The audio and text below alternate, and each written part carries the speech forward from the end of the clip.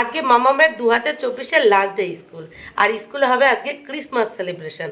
আর সেই সেলিব্রেশনে স্কুলের সকল ছাত্রছাত্রীর মায়েদের কিছু না কিছু বানিয়ে নিয়ে যেতে বলেছে। আমার উপরে দায়িত্ব পড়েছে ভেজিটেবল স্যান্ডউইচের। তো সকাল সকাল সেটা বানানোর চেষ্টা করছি, মানে প্রিপারেশন মোটামুটি গুছিয়ে নিয়েছি। আর হ্যাঁ, পাশাপাশি কিন্তু আজকে দুষ্টুর রেজাল্ট আউট। জানি না মেয়ে আমার কী করবে। প্রথম পরীক্ষাটা তো ঠিকঠাকভাবে দিয়েছিল, পরের পরীক্ষাটা তো ঠিকঠাক করে দিতে পারিনি, যেহেতু প্রচণ্ড জ্বর ছিল। যা করবে সেটাই অনেক, তাই না? শরীর খারাপ থাকলে কত ভালো পরীক্ষা দেবে।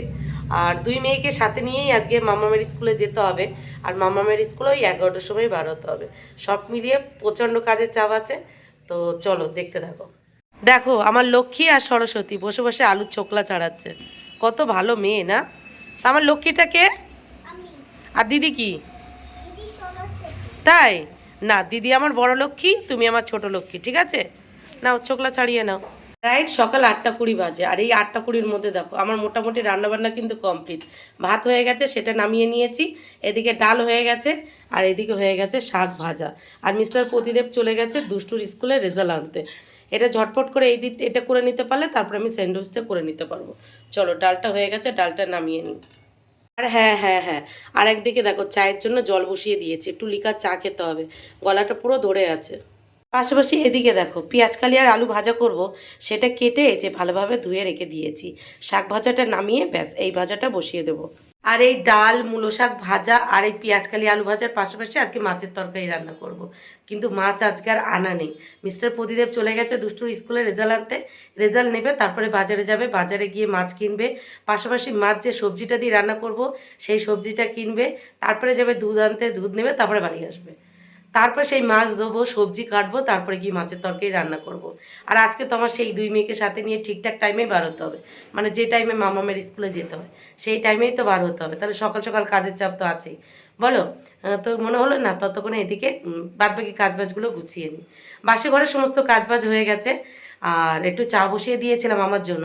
তো দুষ্টু আর মামা বলছে ওরাও চা খাবে, তো ওদের জন্যও অল্প করে বসিয়ে দিয়েছি। তারপরে দেখি যে স্যান্ডউইচ বানাবো ওই স্যান্ডউইচই ওদের ব্রেকফাস্টে দিয়ে দেবো, তাই না? আর সব মিলিয়ে চলো কাজগুলো গুছিয়ে নিই। যখন যা করবো কি না করবো দেখতে পাবে, দেখতে থাকো। সকাল সকাল না চাপে আছি। আর সব থেকে বড়ো কথা, আমার মনটা না একদমই ভালো নেই, কারণ বাড়ির সবাই গেছে বেড়াতে, শুধু একমাত্র আমরাই যাইনি। কর্তাকে বলছি, মানে আমার হাজব্যান্ডকে বলছি চলো একটু কোথাও ঘুরতে নিয়ে যাও, সে আমাদেরকে কোথাও নিয়ে যাবে না। অনেকবার করে বলছি, যার জন্য মনটা খারাপ হয়ে গেছে। সবাই ঘুরতে যাবে, ডিসেম্বরে যাবে, পুজোর সময় যাবে, আর আমার আর কোথাও যাওয়ার জায়গা নেই। পোড়া কপাল আমার, বুঝেছো? কোথাও যাওয়ার জায়গা নেই। বাপের বাড়িতে বাবা মা সবাই আছে, তারপরেও বাপের বাড়ি যাওয়ার কপাল, কপাল, কপালের নাম গোপাল। কি করব, গোপাল যদি কপালে কষ্ট লিখে রাখে, তাই না? গোপাল যদি আমার কপালে কষ্ট লিখে রাখে, আমি আর কি করব। চলো কাজ গাছগুলো গুছিয়ে নিই। আম্মু দেখো আমি পাস করেছি, আমাকে আশীর্বাদ দাও। তুমি ঠাম্মুকে কি দেখাচ্ছ? আমি পাস হয়েছি তাই জন্য দেখাচ্ছি। তুমি পাস করেছো তাই দেখাচ্ছ? হ্যাঁ। আচ্ছা, তবে তার আগে বলো তো তোমার মুখে এগুলো কি? কালার। কালার লাগিয়েছো কেন? তো এই যে মিস্টার প্রতিদেব দুষ্টু রেজাল্ট নিয়ে চলে এসেছে। দুষ্টু দেখো আমাকে না দেখিয়ে ওর ঠাম্মুকে দেখা তাকে চলে এসেছে। ঠাম্মু দেখেছে? হ্যাঁ, তোমাকে তো দেখাবো, আগে ঠাম্মুকে দেখালে। তাই তোমার ঠাম্মু দেখেছে? হুম। আশীর্বাদ করেছে? হ্যাঁ। আচ্ছা, ঠাম্মুকে এবার টাটা করে দিয়ে দিকে আসো। টাটা। Good girl. তুমি দেখো তাহলে। কত দুঃখ, একটু ঠাম্মুর ভালোবাসা পেলো না। তো এই যে হলো দুষ্টুর রেজাল্ট। জ্বর অবস্থায় পরীক্ষা দিয়েছে, তবে ভালো রেজাল্ট করেছে। কত পেয়েছে চলো, যে রেজাল্টটা কষ্ট করে নিয়ে এসেছে তার মুখ দিয়ে শোনাই। Good morning mister Pratidev. তোমার মেয়ে কেমন রেজাল্ট করেছে? কত পেয়েছে, মানে কত নম্বরে এসছে? 8 নম্বরে এসছে, তাই? হ্যাপি? বলো জ্বর অবস্থায় পরীক্ষা দিয়েছে, এর থেকে কত ভালো করবে, তাই না? কেন, ওর জ্বর হয়েছিল না তখন? তোমার ছোট নাতনির ফুল জ্বর, এইটা দুজনেরই জ্বর, সেই বাড়ি শুদ্ধ সবার জ্বর হলো না। হ্যাপি? তোমার নাতনির রেজাল্ট দেখে হ্যাপি হয়েছো? আশীর্বাদ করো, নাও। কার নাতনি দেখতে হবে না, যখনই ভালো কিছু করবে তখনই তোমাদের, আর যখন খারাপ কিছু করবে তখন আমার। হ্যাঁ, ওই দেয়ালে রং সব দাদা করেছে, দাদা রুদ্র দাদা এই করেছে, এই করেছে। এই সব বাবা যখন ঘর রং করবে তখন সব রং উঠে যাবে। দাদুকে বলো, দাদু ঘর রং করো। কেন বাবা করবে না? হ্যাঁ, কি কালারের রং করবে? আচ্ছা ঠিক আছে। তুমি চা কেমন খেয়েছো? ভালো। তাই স্যান্ডউইচ খাবে তো ব্রেকফাস্টে? তুমি দুধ চা বানাতে ভালো হতো। দুধ চা, দুধ চা। আচ্ছা পাস করেছো তো, বাবার কাছে কি খাবে বলে দাও আনতে। বলো বাবা বিরিয়ানি আনবে।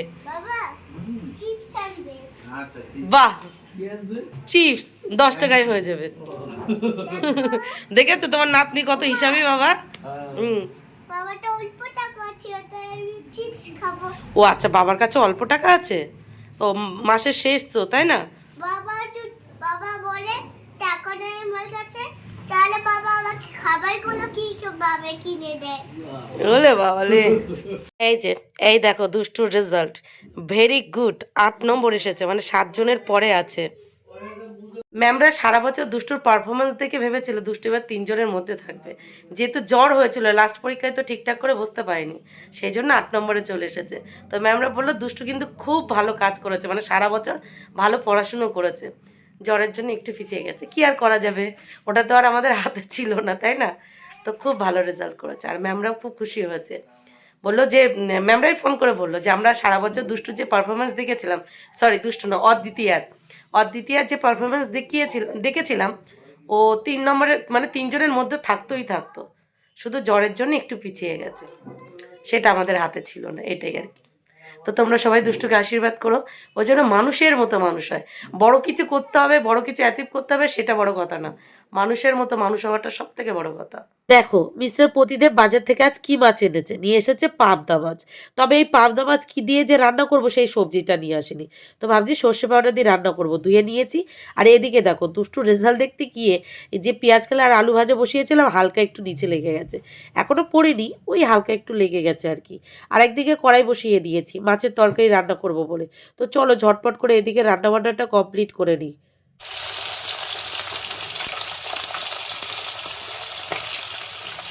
আচ্ছা বন্ধুরা তোমরা বলো তো এটা কি? এটা হলো আমার শ্বশুর বাবার কাঁচা বেল সিদ্ধ, উনি সকাল সকাল বেলের শরবত খাবে, তো সেই বেলের শরবতের এই যে করা হচ্ছে। কিছু না, এই বেলটাকে করছি তাই দেখাচ্ছি, কাউরে দেখাচ্ছি না। এটা বেল তোমার বেল না, ওটা কি? এটা ফোন ভিডিও হচ্ছে। আর তুমি কি খাচ্ছ?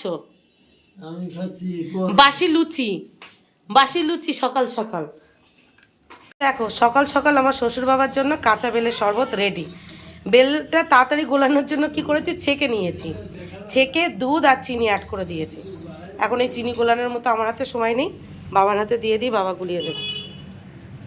এই নাও, হয়েছে তোমার বাসি লুচি খাওয়া, এই নাও এটা ধরো। চিনি গোলাইনি কিন্তু, চিনিটা একটু গুলিয়ে নিও। আর এদিকে দেখো স্যান্ডউইচ বানানোর সমস্ত জিনিসপত্র রোদ্রে নিয়ে চলে এসেছি, বাদবাকি কিছু কাজবাজ আছে মানে ওইদিকে রান্নাঘরে, সেটা গুছিয়ে এখানে বসে আমি স্যান্ডউইচগুলো তৈরি করে নেবো। চলো। তো রান্নাঘরে আমার রান্নাবান্না কমপ্লিট, রান্না করার পর রান্নাঘরে যে সমস্ত কাজবাজগুলো থাকে সেগুলো গুছিয়ে নিয়েছি, গুছিয়ে এই যে রোদ্রে বসে পড়েছি স্যান্ডউইচগুলো রেডি করার জন্য। সবার প্রথমে স্যান্ডউইচের ভিতরে যে পুরটা দেবো সেই পুরটা আমি রেডি করে নিয়েছি, পুরটা রেডি করে একটা স্যান্ডউইচ কিন্তু আমি অলরেডি রেডি করে ফেলেছি, আর একটা স্যান্ডউইচ এই যে রেডি করছি। তো মনে হলো তোমাদেরকে দেখায়, তোমরা যদি আমার কোথাও ভুল ত্রুটি হয় তাহলে বলে দিতে পারবে, নেক্সট বার তাহলে আমি সেটা শুধরে করে নিতে পারবো, তাই না? তো একটা ব্রেডে আমি টমেটো সস লাগিয়ে নিয়েছি, আর একটা ব্রেডে আমি মেয়োনিজ লাগিয়ে নিচ্ছি। আর স্যান্ডউইচের ভিতরে যে আলুর পুরটা আমি বানিয়েছি সেই পুরের কিন্তু আমি ভিডিও করেছিলাম, কিন্তু কি বলতো সেটা এখানে অ্যাড করতে গেলে ভিডিওটা এত বেশি বড় হয়ে যাচ্ছে যে প্রবলেম হয়ে যাচ্ছিল, সেই জন্য পুরের ভিডিওটা এখানে আমি আর শেয়ার করছি না, পরে যে কোনো একটা ছোট ভিডিওতে আমি শেয়ার করে দেবো, তাহলে তোমরা দেখে বলে দিতে পারবে আমি কি কি ভুলগুলো করেছি, তাই না? তবে একটু তোমাদেরকে মুখে বলে দিই, সবার প্রথমে সেদ্ধ আলুটাকে গ্রেট করে নিয়েছি, গ্রেট করার পর তাতে একটু মেয়োনিজ, একটু চিজ, একটু বিট লবণ, লেবুর রস, গোলমরিচের গুঁড়ো, আরও কী কী দিয়েছিলাম বিশ্বাস করে এখন আমার মনে পড়ছে না, দিয়ে সমস্তটা মিশিয়ে নিয়েছি। তো যাই হোক, যখন ওই শর্টস ভিডিওটা আপলোড করব তখন তোমরা দেখে নিতে পারবে। এখন এইদিকে দেখো দুটো ব্রেডে সবার প্রথমে টমেটো সস আর মেয়োনিজ লাগিয়ে নিয়েছিলাম, তারপরে যে আলুর পুরটা রেডি করেছি সেই পুরটা দিয়েছি, তারপরে একটু চিজ দিয়ে দিয়েছি, চিজের উপরে একটু গোলমরিচের গুঁড়ো, একটু বিট লবণ আর লেবুর রস দিয়ে এই যে দুটো ব্রেড একটার পর একটা দিয়ে দিয়েছি। এইভাবে আমি প্রত্যেকটা ব্রেড কিন্তু রেডি করে নিয়েছি। তো প্রত্যেকটা ব্রেড রেডি করার পর আমি সমস্ত ব্রেডগুলো নিয়ে চলে এসেছি আবার রান্নাঘরে এসে এই যে আমি তাওয়ার উপরে সবার প্রথমে একটু বাটার মাখিয়ে নিয়েছি। বাটার মাখিয়ে নিয়ে একটা একটা করে ব্রেড এখানে দিয়ে দিয়েছি। ব্রেডটা দেওয়ার পর ব্রেডের ওপরেও কিন্তু আমি হালকা করে একটু বাটার লাগিয়ে নিয়েছি। হালকা করে একটু বাটার লাগিয়ে উল্টে পাল্টে হালকা করে একটু ছেঁকে নিয়েছি। আর গ্যাসের ফ্লেম কিন্তু একদম লোতে রেখেছিলাম, যাতে আমার এই ব্রেডগুলো একদম পুড়ে না যায়। দেখো আমি ব্রেডগুলো ছেঁকে নিয়েছি, একটা ব্রেডও কিন্তু একটুও পড়েনি, আর প্রত্যেকটা ব্রেড হয়েছিল মুচমুচে। আর ভিতরে যে চিজটা দিয়েছিলাম সেটা মেল্ট হয়ে এই স্যান্ডউইচগুলো অসাধারণ হয়েছিল দেখতে। এই যে আমি একদম দোকানের মতো প্যাকিং করে নিয়েছি। এবার চলো সমস্তটা রেডি করে নিই। তো দেখো সমস্ত কাজবাজ গুছিয়ে দুই মেয়েকে স্নান করিয়ে রেডি করে নিয়েছি। কোথায় যাওয়ার জন্য দুষ্টু? দিদিকে স্কুলে ছাড়ার জন্য। দিদিকে স্কুলে ছাড়ার জন্য। তো তুমি কি একটু স্যান্ডউইচ খেতে চাও? হ্যাঁ। না খেলে হবে না? না। খেতেই হবে তাই? আচ্ছা চলো ঠিক আছে, নাও নিয়ে দিদিকে দাও। নাও মাম্মাম, তুমি নিয়ে খুকুকে দাও। না এবার খেয়ে বলো কেমন হয়েছে, কেমন হয়েছে, কেমন হয়েছে? বাহ, খুব সুন্দর হয়েছে। খুব সুন্দর হয়েছে। আচ্ছা দুই মেয়ের পাশাপাশি এই যে আমিও স্নান করে রেডি হয়ে গেছি, রেডি হয়ে গোপালের পুজোও দিয়ে নিয়েছি। চলো এবার আমি একটু টেস্ট করে দেখি কেমন হয়েছে খেতে। তো সত্যি ভালো হয়েছে, খারাপ হয়নি, ভালো হয়েছে। বাহ দারুণ হয়েছে, সত্যি দারুণ হয়েছে। ফাইনালি সমস্তটা গুছিয়ে গোপালের নাম নিয়ে এই যে বেরিয়ে পড়লাম। চলো এবার যাওয়া যাক, দেরি হয়ে গেছে গো, দেরি হয়ে গেছে। আর এই আমার হাঁটা পথ, তাড়াতাড়ি দিনগুলোতে এই 10 মিনিটের হাঁটা পথ আধ ঘন্টার সমান লেগে যায়। এত কষ্ট হয়, পুরো হাঁপিয়ে যায়। তো যাই হোক আজকে অটো স্ট্যান্ডে গিয়ে অটো লাইনে বেশিক্ষণ দাঁড়াতে হয়নি, সাথে সাথে গিয়েই অটো পেয়েছি। অটো ধরে বেহালা থানা থেকে নেমে এই যে 10 মিনিটের হাঁটা পথে দৌড়াচ্ছি। আজকে আর হাঁটছি না, দৌড়াচ্ছি। দেরি হয়ে গেছে, দেরি। চলো বাবা, সকাল থেকে কি পরিমাণে ছোটাছুটি করছি, এখন দুদণ্ড শান্তিতে বসতে পারছি। মামামকে ক্লাসে ছেড়ে আমি দুষ্টু আর সাথে কয়েকজন মিলে এই যে বসে আছি। এরপর মামামের 2:30টার সময় ছুটি হবে, মানে 2:30টার সময় ছাড়বে, তারপর মামামকে সাথে নিয়ে পার্লারে যাব। তোমরা যারা আমার ভিডিওটা দেখো বা দেখছো তারা তো জানো মামামের চুলটা অনেকটাই বড় হয়ে গেছে, আর যার জন্য সারা বছর ঠান্ডা লেগে থাকে। চুল ভেজালে শুকাতে চায় না, অনেকটাই বড়। তো সেই জন্য আজকে চুলটা কাটাবো। এই স্কুলের নিচেই পার্লার আছে, তো মামামের চুল কাটাবো আর আমি একটু ভ্রু প্লাক করবো, তারপরে গিয়ে বাড়ি যাবো। হাসতো কেন? তুমি তো একাই বসে পড়লে। ঠিক আছে ঠিক আছে, তুমি বসো, তুমি বসো বসো বসো। তো এই যে মামামের স্কুল ছুটি হয়েছে, তারপর মামামকে সাথে নিয়ে মামামের স্কুলের নিচে পার্লারে চলে এসেছে। বসো বসো, চুপ করে বসো। কালকে শ্যাম্পু করিয়েছিলাম, তো আজকে সকালে না ভুলে আমি তেল দিয়ে দিয়েছি। তাহলে 50 রুপিস এক্সট্রা লাগবে। আর থাকবে না, না রাখো তো আস্তে করে, ঠিক আছে? মানা যায় যে ঠিক আছে, তোমার মতো পরিস্থিতি আছে না আছে। আর তো কিরকম দিদিকে কিন্তু আমি বুঝেছি এইসব দুষ্টুমি করছো? তুমি কি চুল কাটাবে? ছোট ছোট করে দেবো, ন্যাড়া করে দেবো, ন্যাড়া? আর ন্যাড়া যদি করবো তাহলে পার্লারে কেন আসবো, তাই তো? দিদির মতো বড় বড় চুল করবে? তাহলে সবজি খেতে হবে, পার্লারে করা যায় না। শোনো পিপির কাছে, খেমচি দিতে গেলে ভেঙে যাবে। সবাই তো দেখি রাক্ষসের মতো খায় এরকম করে, তবু একবার করব, কোনো ওকেশন পারপাসে করতে হবে। হ্যাঁ ওটাই, ওকেশন থাকলেও কিছু কাজ নেই আরামসে। শখের দাম লাখ টাকা। কি হচ্ছে মামাম তোমার চুলের সাথে? জিম করো। কিছু করছে না, কিছু করছে না, ভাবছে হঠাৎ করে কি হলো।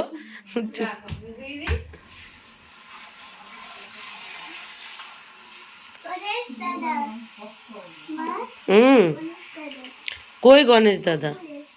তাই তো, এখানে একটা গণেশ দাদা আছে তো। ওয়াও কি কিউট গণেশ দাদা। গণপতি বাপ্পা। আজকে মামামের বড় বড় চুল পুরো ছোট ছোট হয়ে যাবে। পুরো ছোট ছোট হবে না বাবা, একটু ছোট ছোট হবে। আসো এটাতে আসো তো, আস্তে আস্তে আস্তে। কি কাট করবে? স্ট্রেট? যেটা করলে না ওর বাঁধতে সুবিধা হবে, যেটা করলে বাঁধতে সুবিধা হবে সেটা করে দাও। স্ট্রেটই করুন, মানে অন্য কাট হলে না তোমার আবার বাঁধতে প্রবলেম, সাইড দিয়ে বেরিয়ে যাবে। ঠিক আছে, যেটা করলে সুবিধা হবে সেটা করে দাও। আবার ওই মার্চ মাসে আমাদের একটা মানে দুটো বিয়ে বাড়ি নিমন্ত্রণ আছে, তখন ভাবছি আবার একটু কাটিয়ে নেব। হাসি মুখে কথা তো বলছি, তবে বিশ্বাস করো যখন মামামের চুলের ওপরে এই ক্যাচিটা চলছিল, ওই ক্যাচিটা মামামের চুলের ওপরে চলছিল না, মনে হচ্ছিল আমার মনের ওপর দিয়ে যাচ্ছে। এতটা কষ্ট লাগছিল, পুরো আমার চোখ দিয়ে জল চলে এসেছিল। সেটা ভাষায় বোঝাতে পারবো না, কারণ আমার নিজের মাথায় একদমই চুল নেই। আমি মামামের চুলটাকে ভীষণ ভীষণ ভীষণ ভালোবাসি। শুধু যে আমি তেমনটা কিন্তু না, ওর বাবাও খুব ভালোবাসে। এই চুলগুলো যখন কাটছিল এতটা যে কষ্ট হচ্ছিল, কিন্তু কি বলবো, কিন্তু আমাদের শখের জন্য মেয়েটা কষ্ট পাবে সেটা তো ঠিক না, তাই না?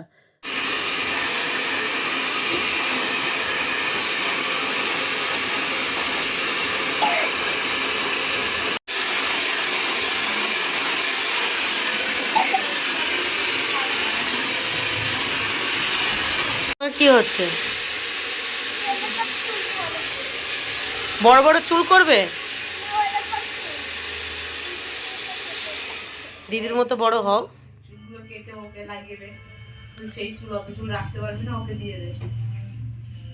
ও দেখো মন দিয়ে শুনছে, মনে হচ্ছে সত্যি দিয়ে দেবে। দেখো হা করে তাকিয়ে আছে। চুল নেবে? দেখো নেবে, চুল নেবে, ওই ওই দিদিদের চুল নেবে, নেবে। এই কাজটা বের কর। কোন দিদির চুল নেবে?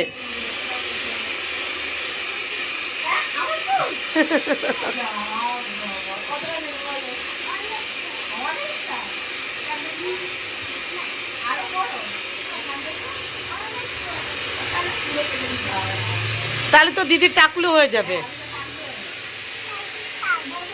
তো দেখতে দেখতে দেখো মামামের শখের চুলগুলো কেটে ছোট করে দেওয়া হয়েছে। আমি নিরুপায় ছিলাম, যদি আমি নিরুপায় না থাকতাম বিশ্বাস করো মামামের এই শখের চুলগুলো একদমই কাটতাম না। কারণ মেয়েদের মাথায় যদি চুল না থাকে সে যে কি কষ্ট, যে মেয়ের মাথায় চুল নেই একমাত্র সেই বোঝে। আমার মাথায় দেখতেই পাও তোমরা একদমই চুল নেই। তো পার্লার থেকে মামামকে চুল কাটিয়ে এই যে তুই মেয়েকে সাথে নিয়ে বাড়ি চলে এসেছি।